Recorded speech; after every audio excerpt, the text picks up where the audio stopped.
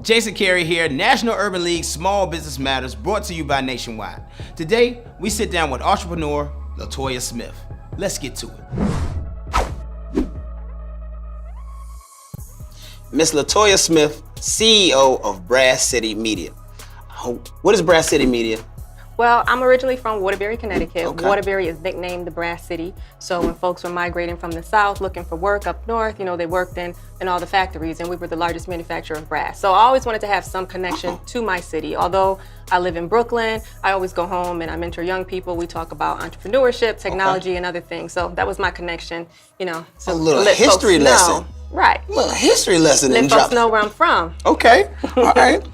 So tell us a little bit more about yourself and your business, Brass City Media.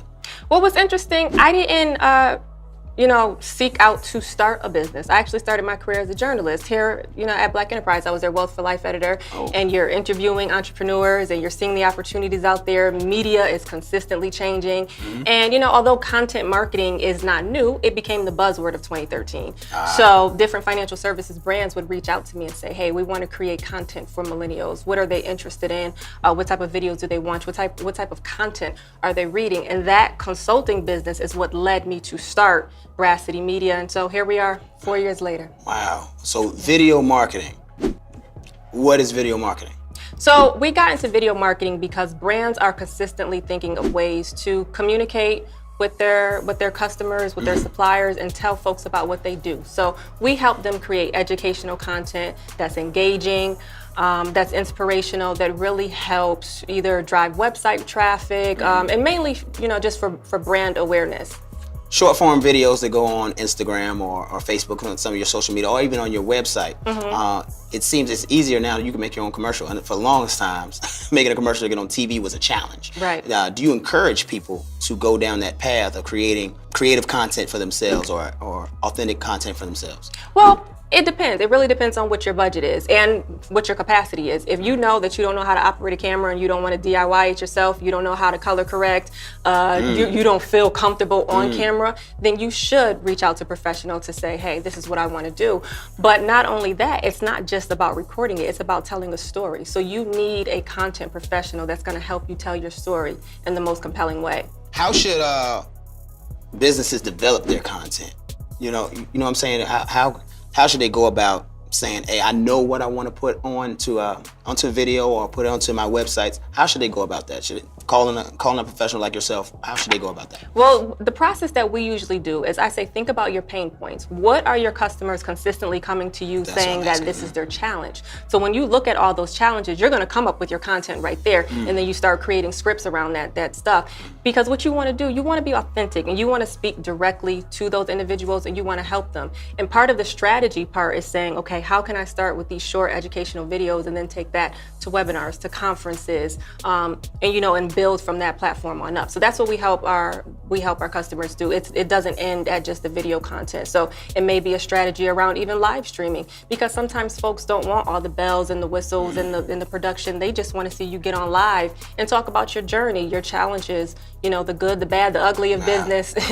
And they don't care if it's from your living room or the car or anywhere else.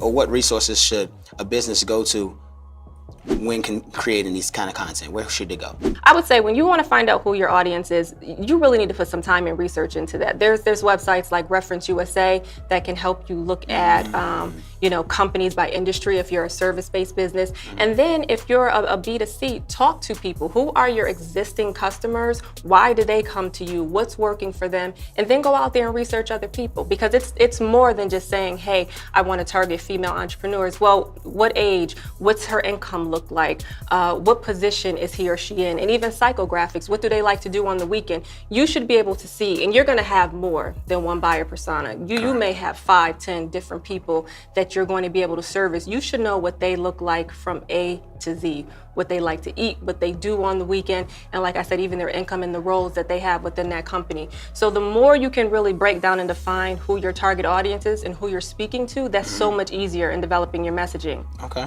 You can't serve everybody. You have to figure out, who is my target client? Who do I want to talk to? And consistently create content for that audience. General advice for entrepreneurs.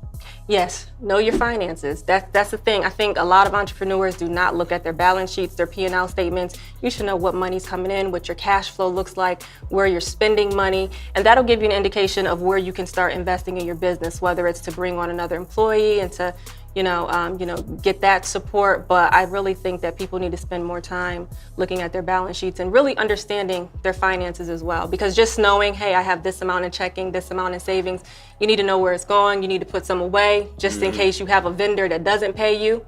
And make sure, on those invoices that you have something that says, if this is not paid within 30 days, there's a 10% fee added on to it. Something like that, but really make sure that your financial game is on point. Okay. Ms. Latoya Smith, CEO, Brass City Media. Yeah, Waterbury. It's good. This is National Urban League's Small Business Matters, brought to you by Nationwide.